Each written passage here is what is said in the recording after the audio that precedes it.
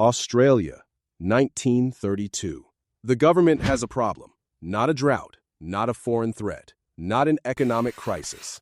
Birds, specifically emus.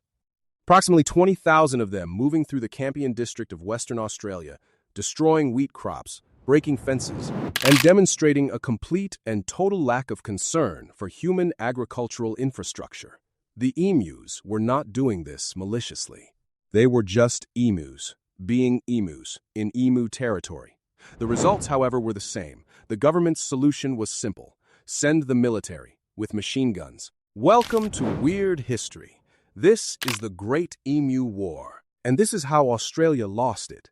To understand why Australia sent soldiers with machine guns after birds in 1932, you need to understand what Australia looked like in 1932. The First World War had ended 14 years earlier. As part of an effort to resettle returning veterans, the Australian government had provided soldiers with land in Western Australia, the Campion district, wheat farming territory. The scheme was called the Soldier Settler Program. The logic was to give veterans land, give them purpose, and grow agricultural output. Entirely reasonable on paper. Several things were about to go wrong. The land was difficult. The conditions were unforgiving. Many settlers were struggling financially. It was also 1932. The Great Depression was in full force. The Great Depression, difficult land. Veterans still carrying the weight of a war that had ended 14 years ago and never really left. The Campion district in 1932 was not having a good time. Then the rains came. Good rains, farming rains. The kind of rains that meant actual crops, which meant, from the perspective of approximately 20,000 emus migrating inland from the coast, a very promising food source sitting right there in a field. Emus, for context, are not small animals. They stand up to 1.9 meters tall. They weigh up to 60 kilograms. They cannot fly.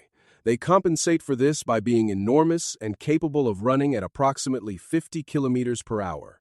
Cannot fly, does not matter. Is extremely large. Runs very fast, comes in groups of 20,000. The wheat crop did not stand a chance.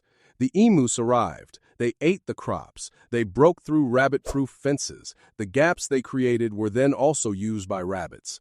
Rabbits were a separate, ongoing, enormous ecological disaster that Australia was simultaneously dealing with. In 1932, Australia was managing multiple concurrent wildlife crises. Their calendar was full. The soldier settlers appealed to the government for help. The government turned to the military. Major G.P.W. Meredith of the Royal Australian Artillery was given the assignment. His resources: 2 soldiers, 2 Lewis guns, 10,000 rounds of ammunition. 10,000 rounds of ammunition. For birds. Please hold this number in your mind for approximately 3 minutes. The operation was scheduled for November 1932. The press was invited to attend. The press was invited to watch the military defeat the birds. Someone made this decision and felt confident about it. We will now see how that went. Major Meredith was ready. The guns were loaded. 10,000 rounds of ammunition were staged and waiting. And then the emus showed up, and absolutely nothing went according to plan. Day 1 of the Great Emu War, November the 2nd, 1932. The soldiers set up position at a dam where large numbers of emus were known to gather. The plan was to wait for the emus to concentrate, open fire, and achieve decisive results. The emus gathered. The soldiers opened fire. The emus scattered, not in a panicked, disorganized way, in a way that military historians have noted was, structurally speaking, quite effective. The emus split into small, independent groups and dispersed across the terrain. In military terminology, this is called dispersal under fire. And it is exactly what a force is supposed to do to minimize casualties. The emus did not know this. They were just emus. They were doing it instinctively. It worked extremely well. Major Meredith attempted to mount one of the Lewis guns on a truck to pursue the dispersing emus across the terrain. The terrain was too rough for accurate fire from a moving vehicle. The Lewis gun was not designed for use on rough ground in pursuit of running emus. The emus were designed exactly for rough ground. They had been training on this terrain their entire lives. The terrain was not their problem. The terrain was the Army's problem. The press watched. The press wrote. The Minister of Defense, Sir George Pearce, began receiving questions about the operation. Sir George Pierce had earlier in his career been nicknamed the Cannibal for his role in a different political incident entirely. He was now also the man responsible for the Emu operation. Sir George Pierce was having an eventful public life. Major Meredith regrouped. He attempted a more coordinated approach, driving emus toward a location where concentrated fire could be more effective. The emus did not cooperate with this plan. The emus were not being obstructive intentionally. They were responding individually to threats. And individually, they were extraordinarily difficult to stop. Their feathers apparently deflected or absorbed some impacts. Some emus reportedly continued moving after being struck multiple times. Major Meredith reportedly said, "And I flag this as reported, because the exact source is difficult." To verify that the emus could face machine guns with the invulnerability of tanks, a military officer comparing birds to tanks. After approximately 12 days of initial operations, with results described in official reports as limited, the military withdrew. The Great Emu War was over. Australia had tried. The military had left. The birds had won. Except the farmers were still there. The emus were still there.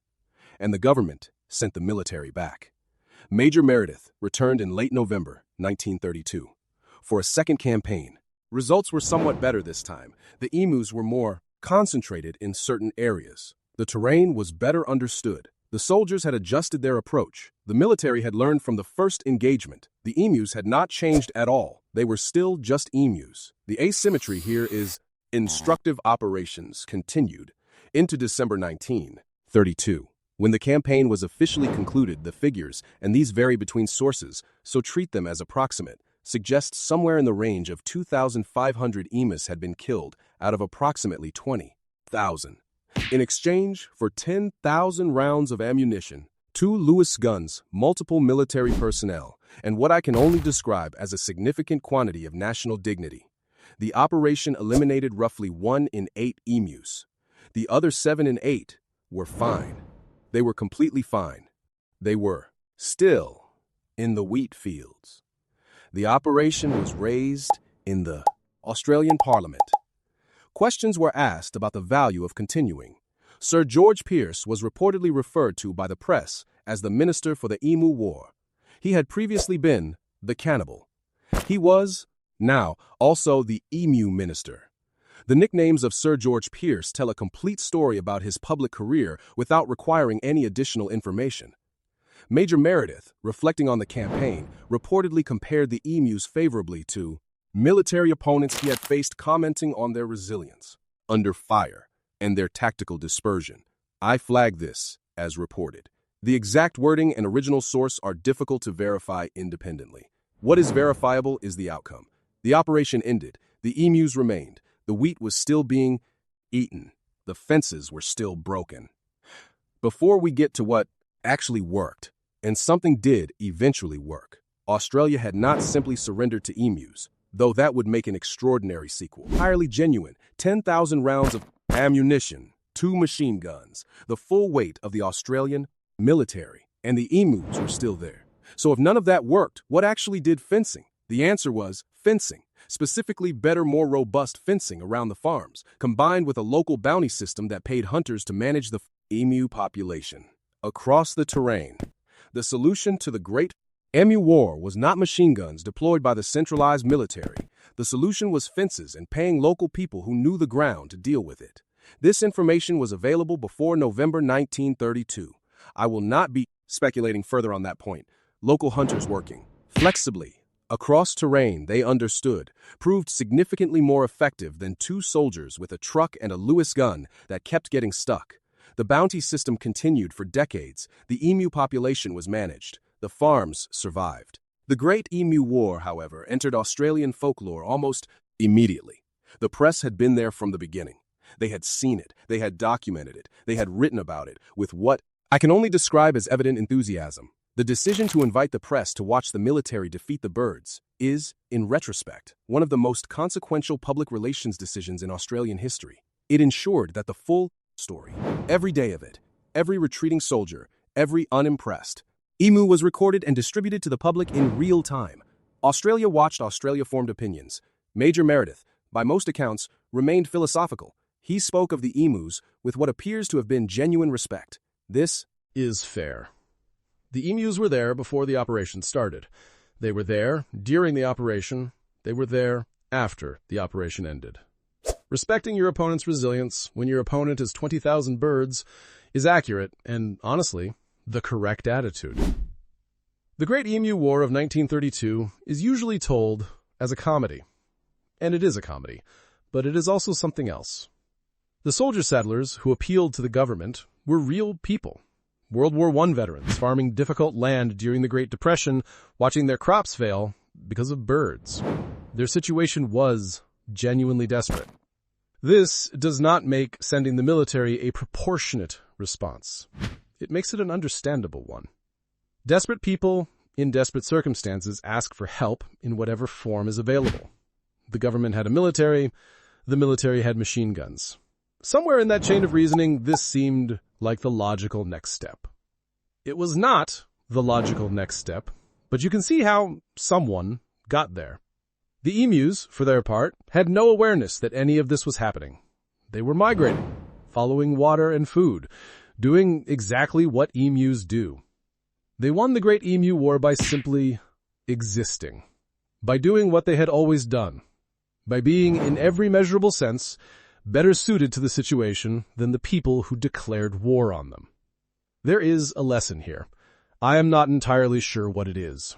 Something about proportionality, something about understanding your environment before you try to control it, something about not inviting the press to watch things that might not go well.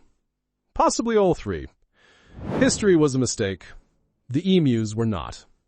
This has been Oddities of History. I will see you in the next one. If you just watched the entire documented account of the Australian military losing to birds and have not subscribed yet, the button is right there. Free. Instant. Deeply appreciated by both me and the algorithm. The next historical disaster is already right there. See you in the next catastrophe.